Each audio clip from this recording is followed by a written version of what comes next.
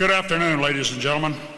It is great to be here with you in Berlin today and to be on a panel with such a distinguished group of individuals. Madam President, it is delightful to be here with you today as well, and thank you for your very inspiring words.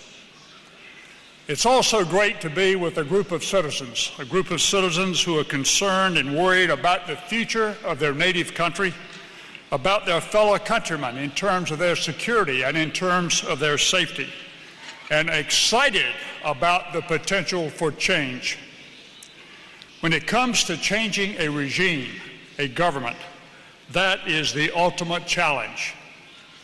It reminds me of the great warrior Sun Tzu, and I paraphrase him when I say, Sun Tzu said, if you know yourself and you know your enemy, you need not fear the outcome of 1,000 battles.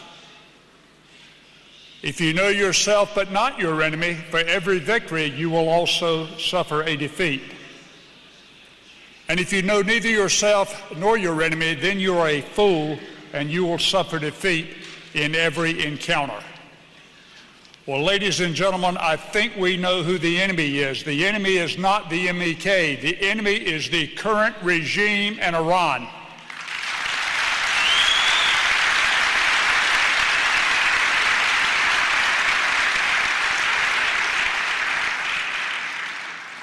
As a result of the recent events that have transpired in Egypt and are now transpiring in Libya and a few other countries, I know there is considerable excitement about the potential for change. There's excitement in particular in countries where dissidents are jailed or killed, where democratic methods or techniques are unheard of, where individuals are tortured or imprisoned, and where it's commonplace to do that. It's also where people are oppressed. We're not sure exactly how that's going to play out in Libya today. And in fact, I find it quite appalling that the change that is taking place in Libya today, the international community is actually starting to support the resistance movement without really fully understanding what's behind that, and yet have not embraced the MEK, who has a secular platform that has just been outlined by Madam President. That is great irony, I find, in the way that that is working.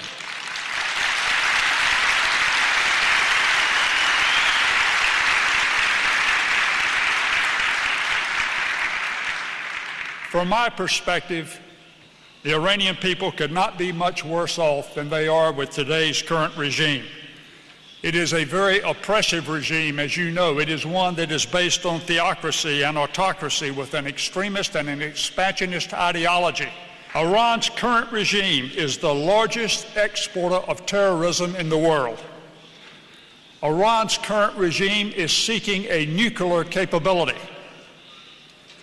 In every encounter the U.S. has had in the last 25 years, we have encountered current regime-backed terrorist groups in that part of the world, wherever we go. They are not there to fight for freedom. They are there to try to impose their will over the region. Yet, by having the MEK on the foreign terrorist organization list, we in the United States have weakened the support of the best organized internal resistance movement to counter a terrorist-oriented, anti-Western world, anti-democratic regime in the region. The MEK could potentially head a well-financed resistance movement not dependent on the international community, and the MEK is the only organized group that has a secular platform calling for a secular system in Iran. I would submit that we should embrace the ideals, the objectives, and the goals that have been laid out by Madam President, and we need to do that today.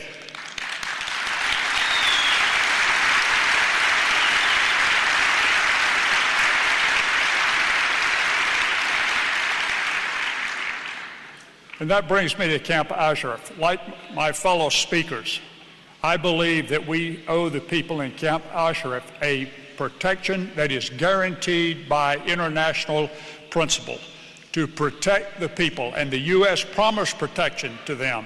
And now we watch as the Iraqis increase the numbers of loudspeakers, shouting obscenities at women up to 240. And I hope that today the Iraqi president notes that we note that he has allowed that to happen.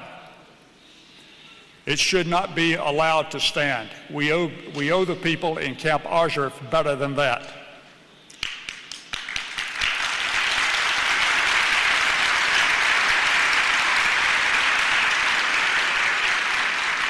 The current Iranian regime does not need to be modified. It does not need to be changed. It does not need to do anything but be replaced.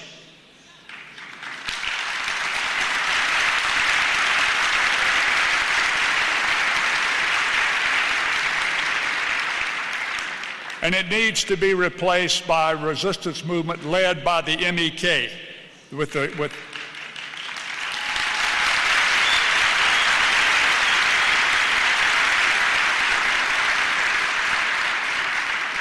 by a movement that has a platform of human rights, by a movement that has a platform of democracy.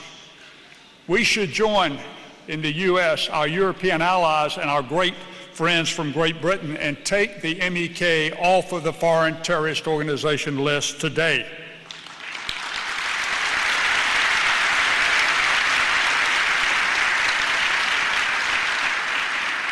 Iran has a much stronger and concentrated nationalism than any other country in the region, in my opinion.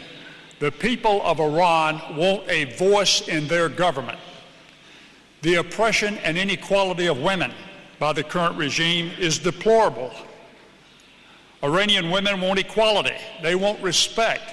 They want the right to participate in all social, economic, and political activities. They want to live their lives in a productive manner and with dignity, which unfortunately is not the case under the current regime in Iran. The current regime's theocratic manner of declaring women as physically, intellectually, and physically inferior to men is counter to women's rights, and it is counter to women's expectations. Fortunately, Iranian women and Iranian youth have always displayed great physical and moral courage, and they've also displayed a willingness to accept great risk, to include imprisonment or even death in the pursuit of freedom. Removing the MEK from the FTO list and allowing them to continue to bring pressure on the current regime, combined with the strength and courage of those individuals in Iran who want their freedom, and especially the women and the youth of Iran, offers the best solution, in my opinion, for seeing Iran with a government that is sensitive to the needs of the people and one that provides the opportunity for all citizens to enjoy the basic human rights that the rest of the free world enjoys.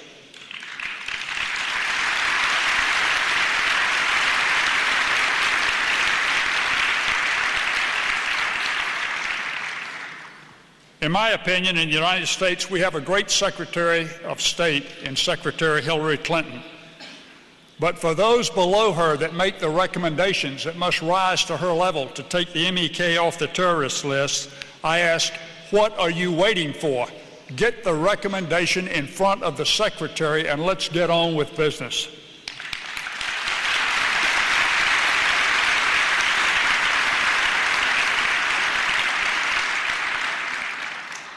I know that the prayer of all of us here today is that democracy will prevail throughout the Middle East, but in such a manner that peace and stability will be maintained. And our hope is that the MEK will be taken off the FTO list so that they can lead the effort to bring about change in Iran for the sake of the Iranian people and for the sake of the international community. Thank you very much. Uns abhalten in guten und schlechten Zeiten zusammen.